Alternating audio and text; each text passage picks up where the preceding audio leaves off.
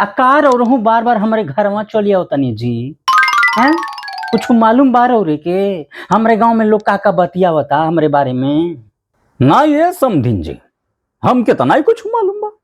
कौन कुछ कहला से कार और से सरवा हैं बुलाई ओके देखी सारे के डारी में टेटाना डम्बा बुलाई सारे हमने सामने आटे टहे आ दोन तो रहू में नहीं बा ढेर हमार मुंह मत खोलवाई जन्नी आ इतना चिल्लाई मत अबे 4 लोग गौवा में से 4 लाठी लेके चले आई हमारे घर में और ओरे के कूटी दे जन्नी तो चुपचाप बैठी आइल बानी तो अरे नाही हमारे कहले का मतलब ई बा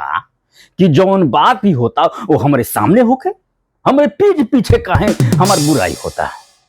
सुनी हमार बात सुनी जन्नी अब रौ चाय पानी हो गई खाना पीना खा लिया नी अब हम रौरे की विदाई देता नी और रौरे जाई अपने घरे। हाँ तो जात नहीं हम तू अपने आप के ढेर असवरिया राय मत समझे समझीन जी जनलू इतना सुंदर बाड़ू नहीं अरे उतर आदमी चल आता रिश्ता निभावे खातिर न हाल चल लेवे न चलिए नहीं तुहार ढेर बात बतिया तड़ू अपने आप के सुंदर समझ तड़ू चलो टाटा बाय बाय रिश्ता खत्म बतो से।